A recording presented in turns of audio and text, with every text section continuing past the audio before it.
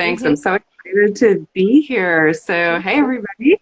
I am Tammy Bernardi. I work at the Children's Trust, and we at the Children's Trust, our whole mission is to stop child abuse and support families throughout the Commonwealth. And we do this by a variety of ways. We have programs that we fund, but we also do training and support to family support professionals across the state. And we have various websites that we provide for resources and information, both for family support professionals and for families. So like our Children's Trust ma.org is a great place where professionals can get information about training and our programming. We've got our onetoughjob.org website, which is an amazing website for parents in both English and Spanish for information about child development, child abuse prevention. And then we're part of the Massachusetts Legislative Task Force on the Prevention of Child Sexual Abuse. So we also have another website for organizations that work with children and families, and it's called safekidsthrive.org. So that provides a lot of really good resources about preventing child sexual abuse in youth serving organizations. And my job, I get to, and how I met Rachelle, is I'm the prevention and training specialist at the Children's Trust. So I work primarily on our child sexual abuse prevention work. And it's an amazing experience because I get to work with professionals across the state on our Keeping Kids Safe programming, which is designed for training for professionals on child sexual abuse prevention 101. And also it's designed for parents. We have a parent module, and that's available in 6 languages because we really want to make sure we're providing resources and support to everybody so that we can work together to keep kids safe across the Commonwealth. And we're really excited to be here with you today because we know that it's a tough job, it's a big job, but if we all do a little bit, we can. And so, we do things like helping parents and programs learn those simple things they can do to keep kids safe, from parents working with their kids around family safety rules and body safety, learning about, using anatomically correct words for body parts so that, kids can communicate clearly, learning about boundaries with other people and not keeping secrets and communication. But we also want to make sure it's just part of a larger safety conversation of, we have our body safety, but we also have safety like wear a helmet, wear a seatbelt. And we work with professionals as well to talk about things like, looking at your programming and your hiring practices, looking at your safe environments and your training so that we can all take a look at what kind of systems are we putting in place that prevent the opportunity for child sexual abuse. Because we know it's prevalent, right? We know about 1 in 4 girls and 1 in 6 boys experiences child sexual abuse in their lifetime. So what we want to do as adults is really work together to create systems of safety for our kids so that they can all grow up in safe and healthy environments. And then that's where, our partnerships and work with, you, Rachelle, and with, YWCA's comes into play. Yes, it's definitely a partnership across all the communities. I was lucky enough to be trained by the Children's Trust. I myself am a director at a preschool and also a parent. I'm also an immigrant, so I'm a little bit of everything. And this topic affects me in different ways. As a parent, I want to learn how to teach it to my kids. How do I keep my kids safe? What language do I use so that it's age appropriate? Because it is a taboo subject in my culture. My parents never talked to me about body safety. We never used the actual anatomical word, I made the sticky note, of our private body parts like vaginas and penises. And I think as a parent, it was really eye-opening to me, like, no, this is important because if something is to happen to my child, I want them to be able to tell another adult the specific terminology. Because if someone comes and says, oh, someone touched my cookie, it's not going to be a red flag to anybody. We want it to be the correct anatomical words, and we want to normalize it. Just like we have a nose, just like we have an ear, normalizing using proper anatomy. Another big one that I use with my family as a parent is no secrets. And this is from the Children's Trust. It's just no secrets. And that starts with building your strong relationship with your children from when they're born, that bond, that connection, and you being a safe place for them. No matter what they do, it's in no judgment zone, and you're there for them. And as an educator, it goes the same way with hiring my staff, with the way my staff talks with my children, with being able to identify if there are any signs of abuse. That's a whole different aspect to it as well. Are we seeing any red flags? Do we need to look into this? Do we need to report this? And then as someone coming from a different culture, it was also, it is a taboo subject. If it happens, it's just swept under the rug. A lot of people just keep going and hide it because they're ashamed or they're embarrassed or they don't know where to go. Where in fact, I've learned that there are tons of supports available for survivors, for people who have been affected, supports that are free, that are supportive, and that help you keep going. And that's where Elizabeth that's how I met Elizabeth, who, Right. you want to Yes. tell us more about you? Yes. Okay. Thank you very much for asking me to participate. Prior to becoming the executive director of the YWCA, I was a prosecutor in Hampden County for 27 years. And during that time frame, I prosecuted a number of child abuse cases, both physical and sexual. And everything that's already been said on this podcast has been correct about using the appropriate language, believing children, and making sure that there are no secrets is really key. The other thing I think that's really important is when you're talking to a child about child abuse, use interrogatory questions like who, what, when, where, why, and how, so that you are putting words in their mouth. They are telling you who did it, where they did it, how often they did it. So it's a more accurate disclosure.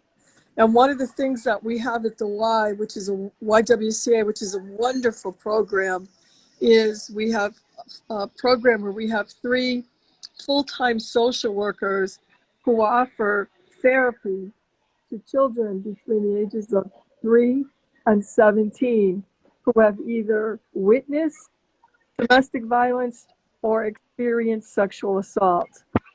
So the kids come here and they have 12 sessions and they learn to articulate their feelings, how to develop coping skills. So they're put in a much better position where they will not repeat the abuse with the next generation. So it's really changing the paradigm. That's amazing. I have been to the YWCA facility, and it truly put me in awe when I saw the whole place. It's very welcoming.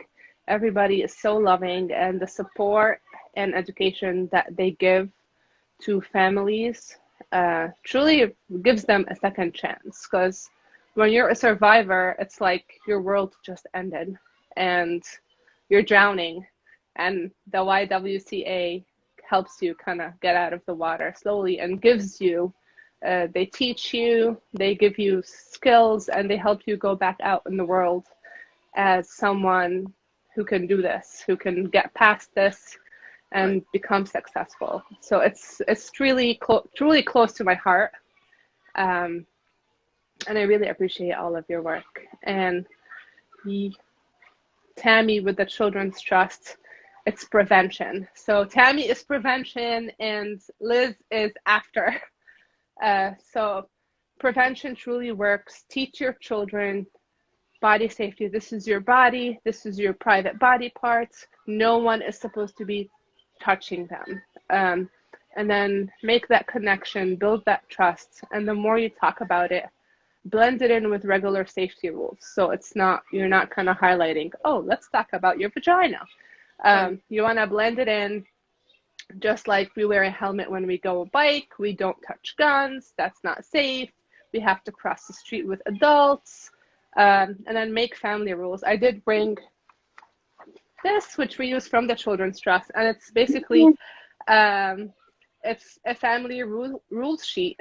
Do it on a Friday pizza night, and just talk all together and make a sheet of rules.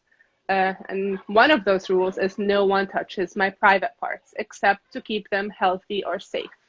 A doctor helps keep them healthy or clean, I mean. And then for cleanliness, it could be your teacher wiping you, it could be your parents wiping and helping. And that is an age appropriate and safe way to teach the children body safety. Right. Tammy, would you like to pitch in on this? Or you're... Sure. Yeah.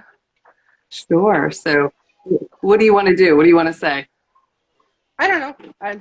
If you want to cover anything that I didn't, but I don't think so. No, I think you covered it really, really well. I think that is, Yes. It's really about, one of the things I really appreciate this so much is just the opportunity to normalize, like you said, you know, we talk about body safety. This is all about prevention, because this idea of people being so uncomfortable talking about body safety and child sexual abuse prevention, we want to talk more about it, because when you keep these secrets and when you keep this silence, that's actually what people who sexually abuse children are hoping for. They're hoping that people are going to be so uncomfortable that they're not going to talk about it, and they're not going to create systems of safety for kids. So one of the best strategies we have is for everybody to come together to say, you know what, we're going to stop abuse, we're going to create as much safety as we can, and we're going to, as adults, take responsibility for this. And we're also going to provide information for kids too, so that we can all come together and create these open lines of communication, and also being aware of adults. Like, we're not going to assume who is going to be abusing children. We're going to say, you know what, instead of saying we don't want that person to abuse children, what we're going to do is create a whole environment and system where people aren't able to abuse children here, right? From hiring to always looking around, thinking about your policies and your practices, and creating a culture in your organization where the number one priority is kids' safety, for their physical safety, their emotional safety. And, you know, this is where, like, you two come into play, right? As leaders in your programs, to train and support your staff and coach them into saying, you know what, we play a huge role in keeping kids safe here. So let's talk about, what do we do when in all of our day-to-day work, and when there's a concern, what do we do and who do we go to? So it's amazing. Thanks for doing this, Rachelle. Of course, thank you. It's my first live, and I'm happy that it's with both of you. Another part of that we didn't cover is, what was I going to talk about? That it's okay to tell. Telling kids that no matter what it is, no matter what happens, you are not going to get in trouble. I believe you, and it's okay to tell me. It's safe for you to tell me whatever it is that you need to tell me. I think that's it on my end. Elizabeth, is there anything else that you would like to add? Yes, one of the things I think it's really important for parents to understand is there is no typical pedophile. So during my career, I've prosecuted doctors, lawyers, police officers, coaches, principals. So the point is You know, there is no stereotype. People that go into fields where they're interacting with children or volunteering, like the Boy Scouts, do it sometimes because they want to get access to children. So if your child is involved in any extracurricular activities, as a parent, make sure that you really vet the person who is spending time with your children, and trust your instincts. If you think something isn't right or something doesn't feel right, it probably isn't right. So trust your instincts. And I think it's already been said that if a child discloses, it's so important for the message to be conveyed over and over that they did nothing wrong. It's the adult that was wrong or participated in misconduct. So I think it's very important to believe children when they make an accusation, and do everything to support them when they make a disclosure. And then as soon as possible, to either get them to a family advocacy center, like in this area, Bay State Medical Center has a family advocacy center where if there is any type of penetration, they can have a forensic nurse or doctor do an exam, and then also to get a child in any type of therapy soon after, so that they can,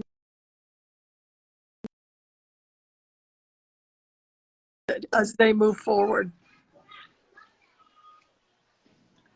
You made my heart.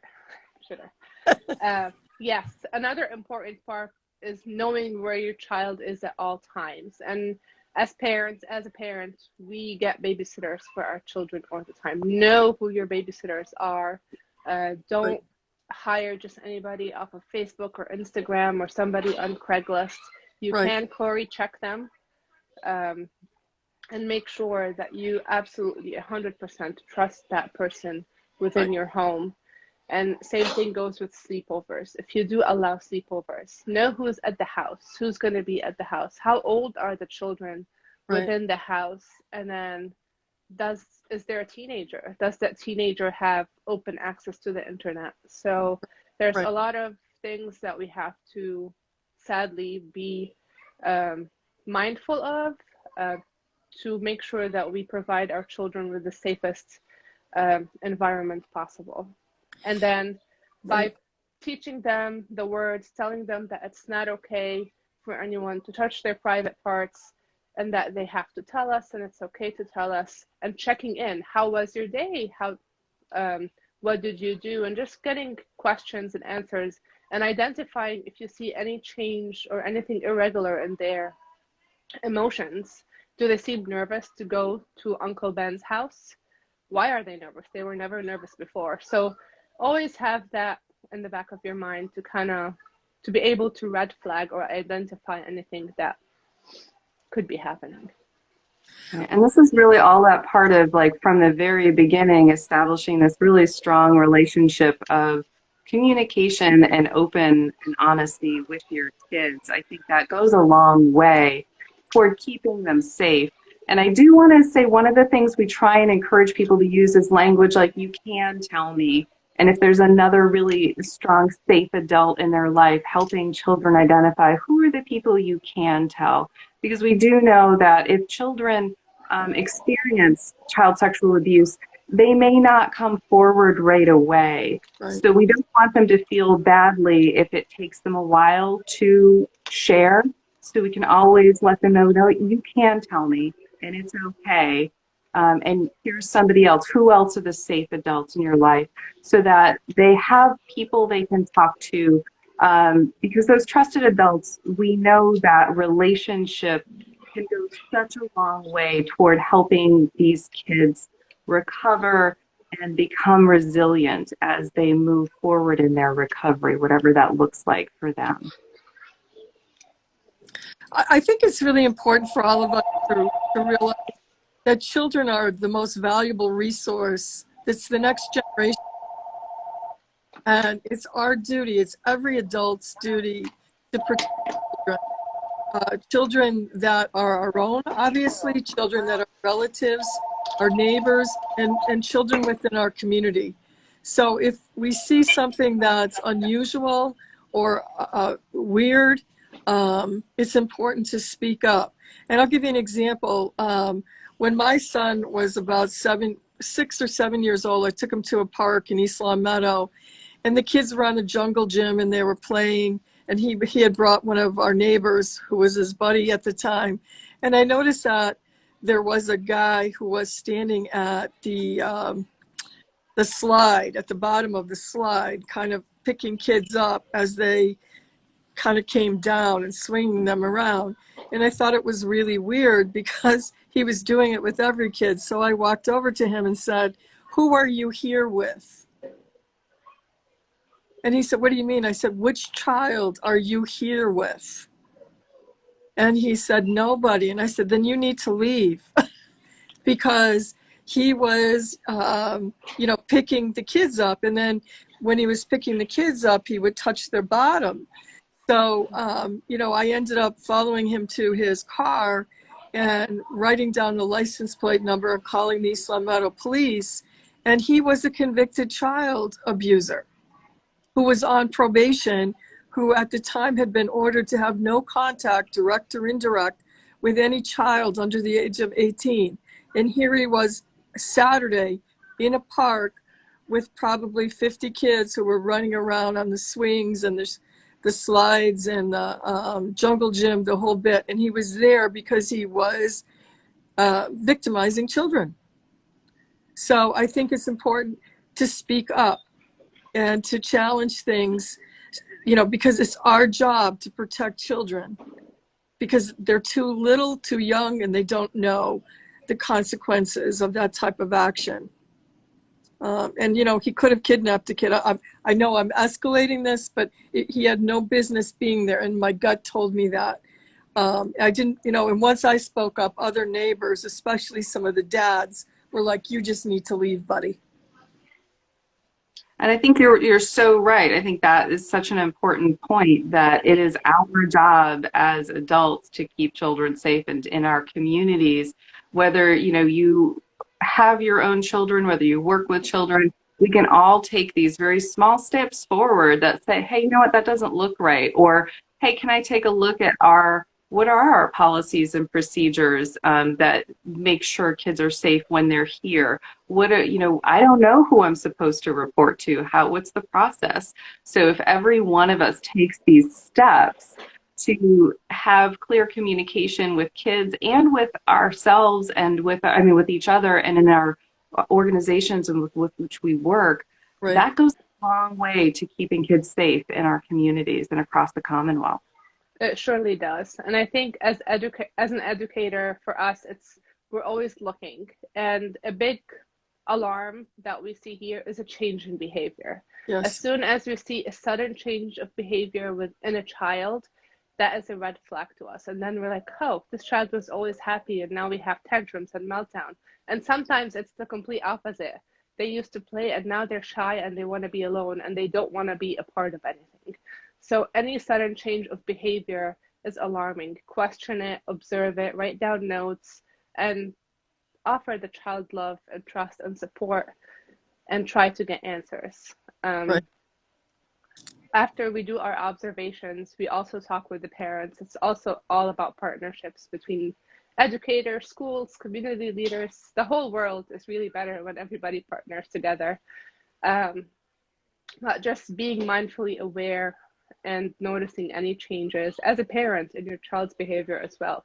If your child suddenly becomes anxious or suddenly is having meltdowns and behavioral tantrums, ask yourself why. And some of them are age appropriate. Tantrums and meltdowns happen, but as a parent, you are your child's number one caregiver, and you will be able to tell the difference.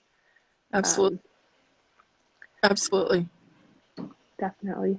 I think this kind of wraps it up. I truly thank you. I hope this was helpful for those who did join us. I will be posting this on my page and posting resources for anybody that needs more information, that needs to seek help, or that would just like maybe more trainings or articles to read about how to keep your kids safe. Thank you, everyone. Thank you, Tammy. Thank you, Liz. I'm really honored that you joined me today. Thank you And both. happy Wednesday. Happy Wednesday. Thank you. Thank Bye-bye. you. Bye.